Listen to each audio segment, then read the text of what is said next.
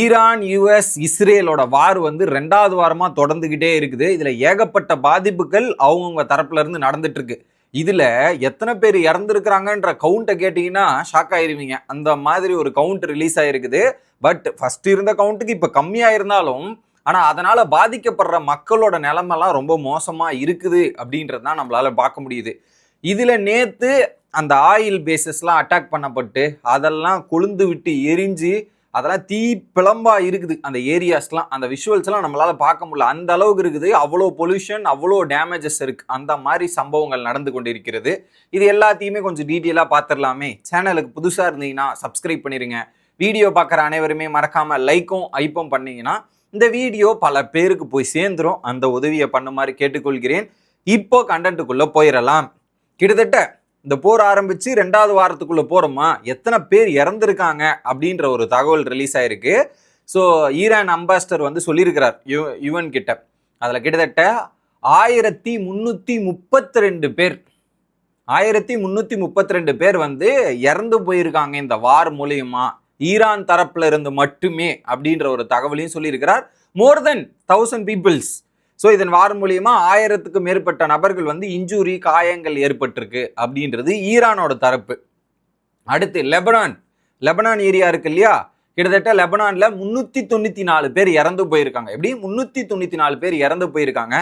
அதுல 83 சில்ட்ரன், குழந்தைகள், 42 women's. Okay. அடுத்து இஸ்ரேல் தரப்புல இருந்து ஒரு பாதிப்பு என்னன்னா, அவங்களதுல 1929 பேர் வந்து இன்ஜூரி ஆயிருக்காங்களாம். கிட்டத்தட்ட நியர்லி 2000 மெம்பர்ஸ் ஆர் இன்ஜூர்டு. 10 பேர் இறந்து போயிருக்காங்க இஸ்ரேல் தரப்புல இருந்து. பாருங்க, இவங்க அட்டாக் பண்ண ஆரம்பிச்சு அவங்க ஹெவி டேமேஜ் வாங்கியிருக்காங்க. பட் அவங்க அட்டாக் பண்ணதுலயும் இவங்க சைடும் டேமேஜஸ் இருக்கு, இன்ஜுரிஸ் இருக்கு அப்படின்றது பார்க்க முடியுது. ஸோ வார்னால பாதிப்படைவது யாரு? 2 பக்கத்தில் இருக்கிற மக்கள் தான் அப்படின்றது புரிஞ்சுக்கணும். யுஎஸ் தரப்புல இருந்து பார்த்தீங்கன்னா 6 சோல்ஜர்ஸ் வந்து யுஎஸ் தரப்புல இருந்து இறந்து போயிருக்காங்க. ஏன்னா அவங்களுடைய மக்களுக்கெல்லாம் இங்கிருந்து அட்டாக்லாம் போக போறது இல்லை. ஓகே, இங்க சண்டை போடும்போது அவங்க தாக்குனதுல இவங்களுக்கு நடந்த அட்டாக்ல 6 பேர், யுஏஇ தரப்புல இருந்து 4 பேர், குவைத் தரப்புல இருந்து 5 பேர், பஹ்ரைன் தரப்புல இருந்து 1 பேர். கிட்டத்தட்ட நீங்க ஓவராலா கணக்கு எடுத்தீங்கன்னா ஒரு 1700க்கு மேற்பட்ட நபர்கள் வந்து இந்த போர் மூலியமாக இறந்து போய் இருக்கிறார்கள் அப்படின்றது தான் எக்ஸாக்ட் டீட்டெயில்ஸ். ஓகே, இது ஒன்று. அடுத்து யுஎஸ் வந்து என்ன பண்ணியிருக்காங்க, யூகே கிட்ட ஒரு ரெக்வஸ்ட் வச்சிருக்காங்க. என்னன்னா, யூகேவோட பேஸ், யுஎஸோட பேசஸ்லாம் இருக்குல்ல, யூகேவோட பேசிஸும் அந்த மிடில் ஈஸ்ட் கண்ட்ரீஸ்ல இருக்கு. அதுல வந்து நாங்கள் அந்த பேஸை பயன்படுத்திக்கிறதுக்காகவும் 2-3 ஏர்கிராஃப்ட்லாம் கேட்டிருக்காங்க போல இருக்கு. அது லேட்டாக வந்து யூஎன் தரப்புல இருந்து, யூகே தரப்புல இருந்து அக்ரி பண்ணியிருக்காங்க.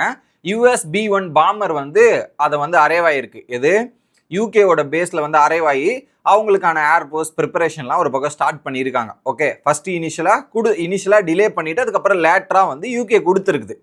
அதுக்கப்புறம் ட்ரம்ப் என்ன சொல்ல ஆரம்பிச்சிட்டாருன்னா, எங்களுக்கு வந்து தேவையில்லை, so we don't need the people. எங்கன்னா நாங்கள் ஜெயிக்க போறோம்னு தெரிஞ்சு எங்க கூட போர்ல வந்து ஜாயின் பண்ற பீப்புள்ஸ்லாம் எங்களுக்கு தேவை கிடையாது, அதெல்லாம் எங்களுக்கு வேணவே வேணாம், நாங்கள் ஆல்ரெடி போர்ல ஜெயிச்சிட்டோம் அப்படின்ற மாதிரி இப்போ ட்ரம்ப் வந்து சொல்லியிருக்காப்புல. ஸோ இவங்க தான் கேட்டாங்க, யூகே கொஞ்சம் யோசிச்சுட்டு முடிவு, ஏன்னா இது வாருன்றதால எடுத்தவங்க அவுத்தோன்னு முடிவு எடுக்க முடியாதுன்ற மாதிரி கொஞ்சம் லேட் ஆகிட்டு அக்ரி பண்ணிட்டாங்க. இப்போ நீங்க லேட்டா வந்து ஜாயின் பண்றதெல்லாம் ஏத்துக்க முடியாது, நாங்க ஜெயிக்க போறோம், ஜெயிக்கிற தரப்புல நீங்க இருக்க பாக்குறீங்களான்ற மாதிரி கேள்விகள் கேட்கறாங்க. அதுக்கப்புறம் என்ன பண்றாங்க, நீங்க இப்படிலாம் பண்ணக்கூடாதுன்னு ஈரான் தரப்புல இருந்து யூகேக்கு ஒரு எச்சரிக்கை விடுக்கப்பட்டிருக்கு. ஸோ நீங்க வந்து இந்த வாரில் ஜாயின் பண்ணாதீங்க, இதெல்லாம் பண்ணாதீங்க, ஒரு விஷயத்த பண்றதுக்கு முன்னாடி நீங்க நிறைய வாட்டி யோசிச்சு முடிவெடுங்க அப்படின்ற மாதிரி ஈரான் தரப்புல இருந்து யூகேக்கு ஒரு வார்னிங் கொடுத்துருக்காங்க. கொஞ்சம் இந்த மாதிரி இதுல இன்வால்வ் ஆகாம இருக்கிறது உங்களுக்கு நல்லது அப்படின்ற மாதிரி அவங்க ஒரு பக்கம் சொல்லியிருக்காங்க. அடுத்து என்ன பண்ணியிருக்காங்க, ஸோ ட்ரம்ப் இப்படி சொல்லிட்டாரா, மறுநாளே வந்து இவர் பிரசிடென்ட், யூகேவோட பிரசிடென்ட் வந்து என்ன சொல்லிட்டாரு, நாங்கள் இதுக்கப்புறம் we don't agree with offensive action, இதுக்கப்புறம் நாங்கள் வந்து இந்த மாதிரி சண்டை இதுக்கெல்லாம் நாங்கள் வர விரும்பல, இதெல்லாம் பண்ண விரும்பல, நாங்கள் விட்டுறோம், நாங்கள் வித்ரா பண்ணிக்கிறோன்ற மாதிரி சொல்லிடுறாங்க. ஸோ இதை வச்சு ஒரு பொலிட்டிக்கல் கேமோ, இதை வச்சு ஒரு ட்ராமா இதெல்லாம் கிரியேட் பண்ண ட்ரை பண்ணாதீங்க, இதுக்கெல்லாம் தேவையில்லாத வேலையை நீங்கள் ஏன் பார்க்குறீங்கன்ற மாதிரி இவர் தரப்புல இருந்து. ஸோ ஃபர்ஸ்ட்டு வேணான்னு சொன்னாங்க யூகே, அதுக்கப்புறம் நாங்கள் அலோவ் பண்ணுறேன்ற மாதிரி பேசியும் கொடுத்தாங்க. அதுக்கப்புறம் யூஎஸ் என்ன சொல்கிறாங்க, நீங்கள் கொடுத்ததுக்கப்புறம் நீங்கள் லேட்டாக கொடுத்துட்டீங்க, டூ லேட், அந்த ஏர்கிராஃப்ட் இதெல்லாம் வந்து லேட்டாக வந்து நாங்கள் ஜெயிக்க போகிறோம்னு தெரிஞ்ச மாதிரி நீங்கள் கொடுத்தீங்கன்ற மாதிரி சொல்கிறாரு. சரி நாங்கள் இப்போ விட்ரா பண்ணிக்கிறோன்ற மாதிரி சொல்லிக்கிறாங்க. இது என்னடா இது அப்படின்ற மாதிரி தான் நமக்கே இருக்குது. ஸோ ஃபஸ்ட்டு நீங்கள் தான் கேட்டீங்க, அதுக்கப்புறம் வந்தாச்சுல, திரும்ப எதுக்கு ஒரு கம்ப்ளைண்ட்டு அப்படின்ற மாதிரி தான் இருக்குது. ஃபைனலாக நாங்கள் எங்கள் ஸ்டாண்ட்லேயே இருந்துக்கிறோம், நீங்கள் உங்கள் ஸ்டாண்ட்லேயே இருந்துங்க அப்படின்ற மாதிரி முடிச்சு விட்டாங்க அந்த ஒரு விஷயம். அடுத்து இப்போ தொடர்ந்து வந்து ஏர்போர்ட்டை ஒரு பயங்கரமான ஒரு டேமேஜ் பண்ணியிருக்காங்க போல இருக்கு. டெஹரான் மெராபாத் ஏர்போர்ட் அது என்னன்னா அந்த டெஹரான் அப்படின்ற ஒரு ஏரியாவில் ஒரு மெயினான ஒரு ஏர்போர்ட் இருக்கு, கமர்ஷியல் ஏர்போர்ட். இந்த ஏர்போர்ட் வந்து பில்ட் ஆனது என்னன்னா 1938 கட்டப்பட்டது ஏர்போர்ட்டு. இது வந்து பிஸியஸ்ட் ஏர்போர்ட் அந்த டெஹரான்லயே பெரிய பிஸியஸ்ட் ஏர்போர்ட்னா அந்த ஏர்போர்ட் தான். அந்த ஏர்போர்ட்ல கிட்டத்தட்ட ஏகப்பட்ட ஸ்ட்ரைக் நடந்திருக்கு, அட்டாக். தொடர்ந்து நிறைய அட்டாக் நடந்திருக்கு. அந்த அட்டாக்ல 16 ஈரானியன் ஏர்கிராஃப்ட் வந்து நாங்கள் அடிச்சு நொறிச்சிருக்கோம். எப்படி 16 ஈரானியன் ஏர்போர்ட்டை வந்து அடிச்சு காலி பண்ணியிருக்காங்க அப்படின்ற ஒரு தகவலுமே ரிலீஸ் ஆயிருக்குது. ஓகே, இன்னொரு பக்கம் இப்போ தொடர்ந்து ஸ்ட்ரைக்கு இதெல்லாம் நடந்துட்டு இருக்கு இல்லையா, அட்டாக்ஸ் இதெல்லாமே நடந்துட்டு இருக்கு இல்லையா. இதில் என்ன பண்ணியிருக்காங்க, கோட்டார் ஏர் ஸ்பேஸ் என்ன பண்ணிட்டாங்க, ஸோ இனிஷியலாக ஓப்பன் பண்ணி கொஞ்சம் லிமிட்டட் ஃப்ளைட் வந்து நம்ம இங்கேருந்து சில கண்ட்ரீஸுக்கு விடலாம், இங்கேருந்து நிறைய பேர் போக வேண்டியது இருக்குது, லிமிட்டட் கண்ட்ரீஸுக்கு விடலான்ற மாதிரி அவங்க ஓப்பன் பண்ணி பாரிஸு, மேட்ரிடு, ரோம் அண்டு இந்த இன்னொரு பிளேஸ், இந்த 4 ஏரியாவுக்கு நாங்கள் அலோவ் பண்ணுறதுக்கான வேலையை அவங்க ஒரு பக்கம் ஆரம்பிச்சிருக்காங்க. இன்னொரு பக்கம் யூஎஸ் தரப்புலேருந்து என்ன பண்ணியிருக்காங்கன்னா, அந்த வெப்பன்ஸ்லாம் இருக்கு இல்லையா, அந்த மிசைல்ஸ் வெப்பன்ஸ், அதில் கிட்டத்தட்ட $150 மில்லியன் ஒருத்தக்கான வெப்பன்ஸ்லாம் வந்து பார்த்தீங்கன்னா சேல் ஆகிருக்குது. அதில் மோர் தென் 12,000 பாம்ஸ், இப்படி 12,000 வெடிகுண்டுகள், அதெல்லாமே இன்க்ளூடடாக இவ்வளோ சேல் நடந்திருக்குது. மோர் தென் 150 பில்லியனுக்கு மேலே சேல்ஸ் நடந்திருக்குது யூஎஸ் தரப்புலேருந்து. அதுலேயும் யூஎஸோட ஸ்டேட் டிபார்ட்மெண்ட் வந்து அதை அனௌன்ஸ் பண்ணியிருக்காங்கன்ட்டு. அப்போ பார்த்துங்க எவ்வளோ பர்ச்சேஸ் பண்ணியிருக்காங்க. இப்போ அந்த பர்ச்சேஸ் பண்ணதை வச்சு வேலையை பார்ப்பாங்கல்ல, அந்த வேலை ஆரம்பிச்சிருக்கு அப்படின்றதையும் நம்மளால் பார்க்க முடியுது. ஓகே, அதை தாண்டி துபாய் இன்டர்நேஷ்னல் ஏர்போர்ட் இருக்கு இல்லையா மக்களே, அதை மக்களே வீடியோ ரெக்கார்ட் பண்ணும்போது தான் காலு மேலே காலு வீட்டில் பண்ணிக்கிட்டு இருக்காங்க. ஐயா சரி, கண்டென்ட்டுக்குள்ளே போவோம். ஸோ அந்த துபாய் ஏர்போர்ட் சுற்றி இருக்கிற அந்த ஆப்ரேஷன் எல்லாமே சஸ்பெண்ட் பண்ணுறாங்க. குறிப்பாக துபாய் ஏர்போர்ட்டில் அந்த ஃப்ளைட்டு ட்ராவல் இன்னு அவுட்டு அந்த வேலைகளை கொஞ்சம் நிறுத்துறதுக்கான முயற்சி நடந்துச்சு. அதுக்கப்புறம் திரும்ப பண்ணோண்டு, ஏன்னா இப்போ அதை சுற்றி நிறைய அட்டாக்ஸ் நடந்துட்டு இருக்கிறதால பேசஞ்சரோட சேஃப்டி இருக்குது, ஃப்ளைட்டு போகிறதுக்கான சேஃப்டி இருக்குது, அதெல்லாம் கொஞ்சம் பார்க்க வேண்டியது இருக்குது. அதை தாண்டி எத்தினாட், எமிரேட்ஸ், அதுக்கப்புறம் இன்னும் ஒரு சில ஏர்போர்ட்ஸ் அந்த கம்பெனி, அந்த ஃப்ளைட்டு கம்பெனி வந்து ஸோ அவங்களோட ஃப்ளைட்டை நாங்கள் ரிசீவ் பண்ணுறோம், ஒரு நாளைக்கு ஒரு 20-10 ஃப்ளைட் அந்த மாதிரி நாங்கள் வந்து இது பண்ண போகிறோம் அப்படின்ற வேலைகளை ஸ்டார்ட் பண்ணியிருக்காங்க. பார்ப்போம். அது வந்து இனிஷியலாக வந்து இப்போ தற்காலிக முடிவு, அது முடிவை வந்து மாற்றாமல் போகலாம். ஏன்னா அதை சுற்றி நடக்கிற இந்த அட்டாக்ஸை பொறுத்தவரையும் மிசைல்ஸை பொறுத்து தான் இருக்குது அப்படின்ற மாதிரி ஒரு முடிவு எடுத்திருக்காங்க. பார்ப்போம். அடுத்து ஈரானோட பிரைம் மினிஸ்டர் பிரசிடென்ட் இருக்கார் இல்லையா, பிரசிடென்ட் வந்து என்ன சொல்லியிருக்காரு, இனிஷியலாக நாங்கள் வந்து நெய்பரிங் கண்ட்ரிஸ், ஸோ ஈரானை சுற்றியில் இருக்கிற அந்த மிடில் ஈஸ்ட்டில் ஒரு 13 கண்ட்ரிஸ் இருக்குல்ல, நாங்கள் வந்து அவங்கள அட்டாக் பண்ண மாட்டோம். ஃபஸ்ட்டு இது வரைக்கும் நாங்கள் அட்டாக் பண்ணதுக்கு மன்னிச்சிருங்க, சாரி அப்படின்ற ஒரு மன்னிப்புமே கேட்டுட்டார். இதுக்கு மேலே நாங்கள் அட்டாக்லாம் பண்ண மாட்டோம் அப்படின்றத சொல்கிறாரு. அவங்க எங்களை அட்டாக் பண்ணாத வரையும் நாங்கள் அவங்கள அட்டாக் பண்ண மாட்டோம் அப்படின்றத அவர் சொன்னார். ஓகேவா? ஆனால் இதை சொல்லி அந்த வீடியோ ஃபுட்டேஜ் வெளியே வந்த உடனே, வெளியே வர டைம்லேயே பார்த்தீங்கன்னா அங்கே கோட்டார்லையும் இருக்கட்டும், இன்னும் ஒரு சில இடத்துலையும் இருக்கட்டும், ஆனால் அவங்க சைடில் இருந்து அந்த இதெல்லாம் ட்ரோன் அட்டாக்ஸும் இதெல்லாமே அட்டாக் நடந்துக்கிட்டே தான் இருக்குது. இவர் பண்ண மாட்டேன்றாரு, பட் அவங்க ஆர்மி மெம்பர்ஸ் அட்டாக் பண்ணிகிட்டே இருக்காங்க. இது என்ன அப்படின்ற மாதிரி கேள்வி கேட்டுட்டு இருக்காங்க. எதுக்கு அப்போ இவங்க பேசாமே இருந்திருக்கலாமே, சொல்லாமே இருந்திருக்கலாமே. இவங்க சொல்கிறாங்க, ஆனால் வந்து தொடர்ந்து அட்டாக் நடக்குது, அது எப்படி நடக்குது, ஏன் நடக்குது அப்படின்ற பேச்சுவார்த்தை வந்து கொண்டிருக்கிறது. கரெக்டு தானே, சொன்னால் அது இது பண்ணியிருக்கணும்ல. இது ஒரு பக்கம் நடந்துட்டு இருக்கு. ஓகே, அடுத்து ட்ரம்ப் ஒரு 6 சோல்ஜர்ஸ் இறந்து போனாங்கன்னு நான் சொன்னேன் இல்லையா, இந்த ஆப்ரேஷன் மூலியமா, ஈரானோட அட்டாக் மூலியமா.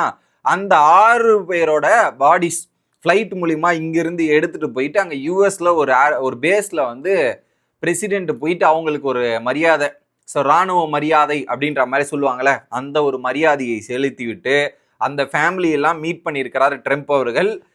ஸோ என்ன பண்ணுறது, அவங்க சொந்த நாட்டுக்காக வீர மரணம், வீர தியாகம் அடைஞ்சிருக்காங்கன்னு தான் சொல்லணும். அந்த வகையில் அதுக்கான மரியாதை எல்லாமே சகல வசதிகளோடு கொடுத்து பணி அனுப்ப முயற்சி எடுக்கப்பட்டு வருகிறது. இது ஒரு பக்கம் நடக்குது. இந்த அட்டாக்ல ஒரு பெரிய மிடில் ஈஸ்ட் கண்ட்ரீஸ்ல இந்த ஆயில்ன்றது தான் பெரிய பிஸ்னஸ். அதில் டெராகன்ல ஒரு ஆயில் டிப்போட்டை வந்து அடிச்சிருக்காங்க சதன் டெராகன்ல. அதோட விஷுவல்ஸ் பார்க்குறேன். நைட்ல அட்டாக் பண்ணியிருக்காங்க போல. Heavy explosion. அந்த அந்த ஆயிலை அடிச்ச உடனே அது பத்தி எரியும் இல்லையா, அதை பத்தி எரியிற விஷுவல்ஸே பார்த்தீங்கன்னா வானத்துல நம்ம வானம் எப்படி ப்ளூ கலர்ல இருக்கு, அந்த இடம் பார்க்கும்போது அப்படியே ரெட் கலரா ஃபுல்லா ரெட் எக்ஸ்ப்ளோஷன் ஆனா எப்படி இருக்கும் அந்த மாதிரி வெடிக்குது. ரெட் கலரா அந்த காத்து கொண்டு சுத்தி ரெட்டா இருக்குது. என்னடா இது அப்படின்ற மாதிரி இருக்கு சுத்தி. அது அப்படியே அது எரிஞ்சுக்கிட்டே அந்த ஸ்ட்ரீட் ஃபுல்லா அது எரிஞ்சுக்கிட்டே போகுது. மரம் செடி கொடிலாம் இருக்கும்ல, அதெல்லாம் எரிஞ்சுக்கிட்டு போற விஷுவல்ஸ் எல்லாம் நம்மளால பார்க்க முடியுது.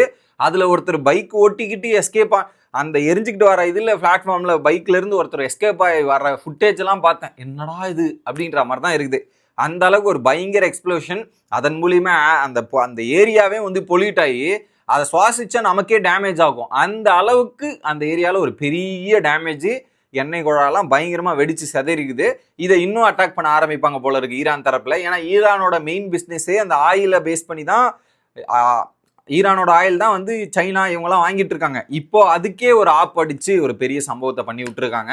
இன்னும் என்னென்னலாம் நடக்க போகுதுன்னு தெரியல. இது ஒரு பக்கம் நடந்துட்டு இருக்கு. ஓகே, அடுத்து ஓமனோட ஏர் என்ன பண்ணியிருக்காங்கன்னா, நாங்கள் ஃப்ளைட்டோட ஷெடியூலை வந்து கேன்சல் பண்ணுறோம். இன்னைக்கு 9ஆம் தேதியிலேருந்து மார்ச் 9லேருந்து மார்ச் 15 வரையும் இதுக்கப்புறம் எங்கள் சர்க்கிளில் வந்து ஃப்ளைட் ஆப்ரேஷன் எதுவுமே நடக்காது. நாங்கள் இங்கேருந்தும் போக மாட்டாங்க, அங்கேருந்தும் வர மாட்டாங்க, நான் இது எதுவுமே பண்ண மாட்டேன் அப்படின்றத சொல்லி முடிச்சிருக்காங்க. இன்னொரு பக்கம் ஈரானோட தரப்புலேருந்து ஒரு 1929 பேர் வந்து மெடிக்கலுக்காக அனௌன்ஸ் பண்ண எமர்ஜென்சிக்காக வந்து ஹாஸ்பிட்டல் அட்மிட் பண்ணியிருக்காங்க. இதெல்லாம் சொல்லியிருந்தேன் இல்லையா. கிட்டத்தட்ட லாஸ்ட் கடந்த 24 மணி நேரத்தில் 157 பேர் வந்து ட்ரீட்மெண்ட்டுக்கும் அந்த ஹாஸ்பிட்டலில் அவங்கள சரி பண்ணுறதுக்கான வேலைகளை பார்த்துருக்காங்களாம். இன்னும் இன்ஜுரிஸ் வந்து நிறைய நடந்திருக்குது. ஏன்னா ஈரானும் வந்து இஸ்ரேல் அட்டாக் பண்ணுறதால ஸோ பொதுமக்களோட பாதிப்பு தீவிரமாயிட்டே இருக்குது அப்படின்றதையும் பார்க்க முடியுது. இதில் யுஎஸோட பிரசிடென்ட் வந்து போன வாரம் அட்டாக்ல 160 மாணவிகள் இறந்து போனாங்க அந்த ஸ்கூல் அட்டாக்ல. அதுக்கு பொறுப்பு வந்து ஈரான் தான் எடுத்துக்கணும், அவங்களால தான் இந்த பாதிப்புலாம் நடந்திருக்குன்னு. ஆனால் அட்டாக் பண்ண இஸ்ரேலும் யுஎஸும் தப்பு கிடையாதான், ஈரான் தான் தப்பான். ஆனால் இவங்க சிவிலைசேஷன் அட்டாக் பண்ணக்கூடாதுன்ற மாதிரி ஒரு சின்ன இதுவை வச்சுக்கிட்டு கூட பார்த்துருக்கலாம். ஆனால் இவங்க போய் அட்டாக் பண்ணதால் தான் அது ஒரு பாதிப்பே நடந்திருக்கு. அதுக்கு எப்படி ஈரான் பொறுப்பேற்க முடியும்னு எனக்கு தெரில. இது வாருக்காக இப்படி நடந்திருக்குன்னு சொல்லலாம். ஆனால் ஈரானே போயிட்டு ஈரானோட ஸ்கூலில் தாக்குவாங்களா? லாஜிக்கலா தாக்க மாட்டாங்க. அப்போ நீங்கள் அட்டாக் பண்ணதால் தானே அங்கே நடந்திருக்குது. அதனால் பாதிக்கப்பட்ட குடும்பங்களுக்கு என்ன சொல்ல முடியும்? அவங்களோட குழந்தைகள் இதெல்லாம் பார்க்கும்போது அவங்களுக்கு எப்படி இருந்திருக்குன்னு யோசிச்சே பார்க்க முடியல. ஸோ இதனால் இந்த போரால் பாதிப்பு தீவிரமாயிட்டே இருக்குது. ஸோ இந்த வார் எப்போ தான் போய் முடிய போகுதுன்னு எனக்கு தெரில. உங்களோட கருத்துக்களை கமெண்ட் செக்ஷனில் சொல்லுங்கள். அடுத்த வீடியோலேருந்து சந்திக்கிறேன். Bye guys.